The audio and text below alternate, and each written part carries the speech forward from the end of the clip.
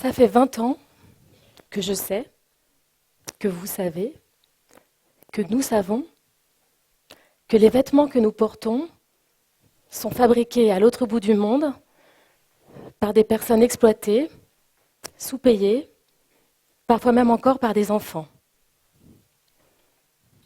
On le sait au moins depuis le scandale qui a frappé la marque Nike en 1996, lorsque le magazine Life publiait des photos d'enfants pakistanais cousant à même le sol des ballons pour la prestigieuse marque de sport pour 6 cents de l'heure. Dans mon métier, je suis amenée à rencontrer des responsables de grandes multinationales de l'habillement et de la grande distribution. Je me souviens d'un rendez-vous particulier avec le responsable du développement durable du groupe Casino, Rémi. Avec Rémi, on a fini par bien se connaître à force de se fréquenter dans ce type de rendez-vous. En octobre 2010, lors de ce rendez-vous, au bout de notre échange, au cours duquel je lui ai demandé mais quelles mesures concrètes son enseigne met en œuvre pour s'assurer des bonnes conditions sociales de travail des ouvriers qui fabriquent les vêtements de la marque, Rémi me répond, mi-agacé, mi-épuisé, « Écoutez Naïla, sur les conditions de travail, on ne fait rien parce que personne ne le demande, voilà. » Ah bon? Personne ne le demande. Les consommateurs s'en foutent. Vous, vous en foutez. Cet aveu qui est assez rare, c'est comme un cri du cœur quand même pour Rémi. Lui non plus, il n'a pas envie de faire travailler les enfants à l'autre bout du monde. Mais il se rend bien compte depuis 1 heure qu'il n'a aucun élément tangible à me donner sur la façon dont l'enseigne qu'il emploie s'intéresse à ces questions. Et pour moi, ce cri du cœur de Rémi, mais c'est un appel à l'insurrection. Toujours est-il qu'en 2010, la grande distribution n'a rien à faire des conditions de travail de ceux qui fabriquent ces vêtements parce qu'elle a décidé que personne n'en avait rien à faire. 24 avril 2013, à Dhaka, capitale du Bangladesh, le Rana Plaza, un immeuble de 8 étages, s'effondre. Bilan, 1138 morts, plus de 2000 blessés, la plupart handicapés à vie, parmi les 5000 qui y travaillaient. Les images des corps au milieu des décombres ont fait le tour de la planète. Et les noms pleuvent. Benetton, Auchan, C&A, Mango, Primark et une vingtaine d'autres. Et là, le monde découvre ce qu'il sait déjà. Le monde, c'est moi, c'est vous, c'est nous. Ça s'appelle un réveil. Certains diront une gueule de bois. On découvre que les grandes déclarations des multinationales ne suffisent pas. On découvre que les codes d'éthique, les chartes éthiques, les I love la planète, placardés en 4x3, ne suffisent pas à éviter les drames. On découvre que la recherche de profit à tout prix n'est pas compatible avec l'intérêt général. On découvre que les ouvrières du textile ont un visage. Les multinationales elles-mêmes découvrent qu'elles faisaient fabriquer une partie de leur production dans cet immeuble délabré. On découvre que tout cela est fait au nom de notre volonté de consommation, de prix bas, en notre nom. On découvre qu'on contribue à un monde dont on ne veut pas. Et ce monde va se mettre en mouvement. En quelques semaines, 1 million de personnes à travers le monde vont signer une pétition qui demande à ces grandes marques de signer un accord qui les oblige à financer un système indépendant d'inspection de leurs usines. Une pétition au contenu un peu technique, pas facile pour nos ONG à expliquer. Et pourtant, 1 million de signatures. Cet accord, notre ONG l'a soumettait à ces grands groupes des mois avant l'effondrement de l'immeuble. Aucune n'avait accepté de le signer. Elle nous disait que leur propre système de vérification était déjà bien en place, absolument infaillible. Cet accord, H&M le signe sous la pression 1 mois après l'effondrement de l'immeuble. Elles sont plus de 200 à l'avoir signé aujourd'hui.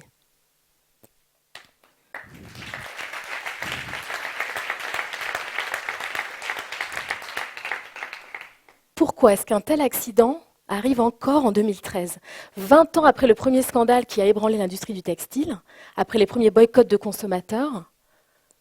Mais parce qu'en 2013, on a le droit. On a le droit, lorsqu'on est une multinationale, d'exploiter la main-d'œuvre à l'autre bout du monde. Ou plutôt, les conventions internationales l'interdisent, mais elles n'ont prévu aucun système de sanctions. Un peu comme si on vous interdisait à passer au feu rouge, mais que vous n'aviez aucune amende le cas où vous le feriez. On considérait qu'on vous fait confiance, que vous allez respecter la loi. Sauf que pour les citoyens, on n'a pas décidé que la confiance suffisait. Pour les multinationales, si. Avril 2015, 2 ans après le drame, après 2 ans de campagne internationale d'opinion, des dizaines d'actions dans ces boutiques médiatisées, des semaines d'actions sur les réseaux sociaux, 1 million à nouveau de signatures récoltées, Benetton accepte d'indemniser les victimes du Rana Plaza. Ce sont de belles victoires. Ces victoires, elles sont celles de l'indignation, mais pas n'importe laquelle. L'indignation citoyenne est celle qui pousse à l'action. Ce sont de vraies victoires, mais on ne peut pas s'en satisfaire. On ne peut pas s'en satisfaire parce que ça fait 20 ans qu'on le sait, donc, et 20 ans que les choses ne changent pas vraiment. Alors, la solution idéale, la plus efficace, ce serait que l'on change nos comportements de consommation. Mais force est de constater qu'au bout de 20 ans, on n'a toujours pas vraiment fait évoluer nos modes de consommation, surtout dans l'habillement. Pour plusieurs raisons. D'une part, on a quand même envie de surconsommer des vêtements dont on sait qu'on les paye bien en deçà de leur prix réel, de leur coût réel. Mais c'est aussi parce que l'alternative est mince. Et pourquoi est-ce que l'alternative est mince? Parce qu'il y a un problème de taille, l'accès à l'information. Nous n'avons aujourd'hui aucune information sur les conditions dans lesquelles sont fabriqués les vêtements que nous achetons en France et en Europe. Je vous propose de prendre un petit moment pour regarder les étiquettes à l'intérieur de vos vestes, de vos vêtements, si vous y arrivez dans le noir.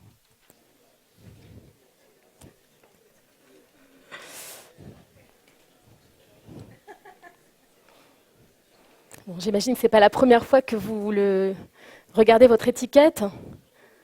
Et parmi les informations que vous allez y lire, vous allez en trouver 2 qui sont obligatoires. La composition du vêtement et ses conditions d'entretien. Les 2 informations que le législateur a considérées essentielles et donc obligatoires. Et pour cause, la première protège le consommateur d'éventuels risques pour sa santé, d'allergies par exemple, et la deuxième protège la marque, le fabricant, d'éventuelles actions en justice pour le cas où un scandale aussi insoutenable qu'un pull qui rétrécirait au lavage surviendrait. Sur cette étiquette, le travailleur, celui qui a confectionné le vêtement, est ignoré. Il est réduit à un simple facteur de production, à un outil, ignoré de cette étiquette. Le lobby économique a bien fonctionné. Vous commencez à voir le problème? Par exemple, ce soir, comment est-ce que je suis habillée? J'ai fait un effort. Ici, j'ai des baskets d'une marque de commerce équitable. Je sais que le travailleur a été payé correctement, décemment. Je connais la transparence de la chaîne de production parce que la marque me l'a donné. Ici, j'ai un haut d'une marque qui se dit éthique. Je me suis un peu renseignée aussi sur les conditions de travail. Tout ça, c'est quand même un petit budget. Et puis là, je suis comme tout le monde. J'ai un jean que j'ai acheté pas trop cher. Je n'ai aucune idée des conditions dans lesquelles il a été fabriqué. Mais je me doute, vu la marque et son modèle économique, parce que c'est mon métier, qu'il n'a pas été fabriqué par des ouvriers qui ont été payés décemment et qui travaillent dans de bonnes conditions dans leur usine.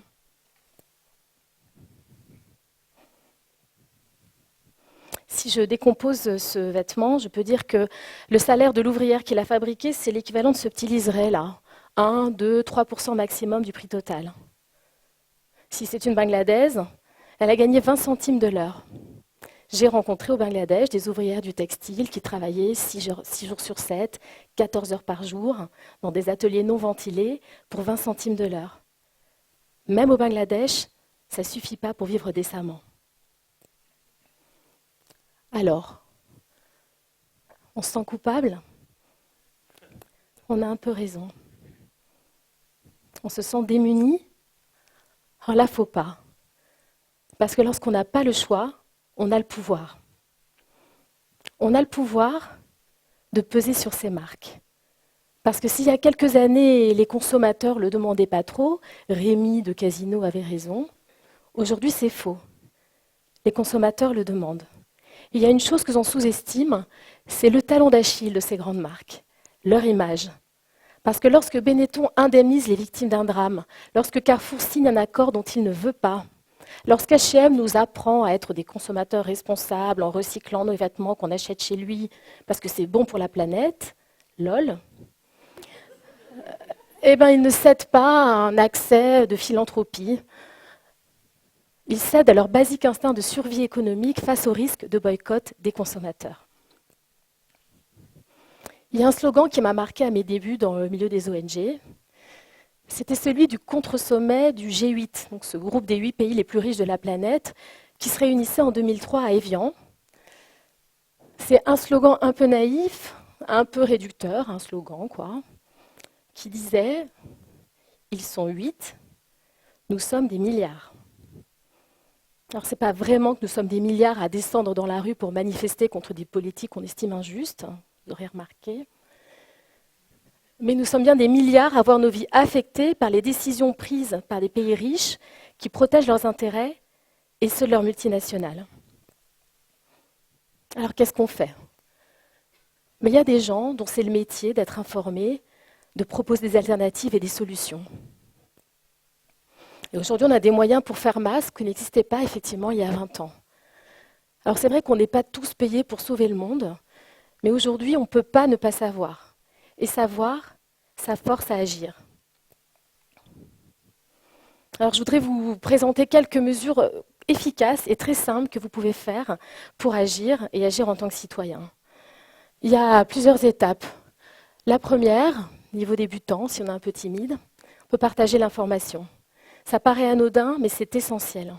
Sur Facebook, sur Twitter, sur les réseaux sociaux, même par mail, les entreprises sont extrêmement sensibles. Elles vérifient quotidiennement la récurrence de leur nom sur le net. Elles adaptent leur stratégie au bruit des réseaux sociaux. Niveau 2, gros challenge, un peu plus impliquant, j'en conviens. On peut signer les pétitions. Et se dire que c'est bien de signer des pétitions. Les pétitions, ça fonctionne. Mais ça ne fonctionne pas tout seul. Ça fonctionne parce qu'il y a des alternatives, il y a des revendications et les moyens de les mettre en œuvre. Tout ça, c'est le boulot des ONG. En revanche, on a besoin d'une chose, la voix des citoyens, votre voix.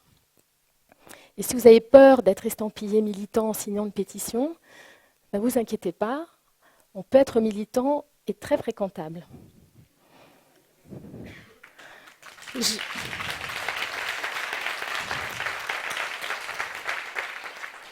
Les campagnes de tweets, ça fonctionne. Ça fonctionne très bien. Vous n'imaginez pas le poids que vous pouvez avoir sur des sénateurs ou des députés. Par exemple, pour mettre un terme à l'impunité des multinationales, il faut en passer par la loi. Lorsqu'ils reçoivent, en amont de l'examen d'une loi, des centaines de tweets les interpellant. Alors oui, c'est du lobbying que j'assume entièrement.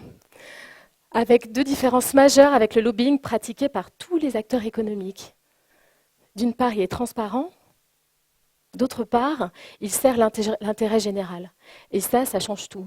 Un lobbying citoyen, en fait, le seul qui devrait être autorisé.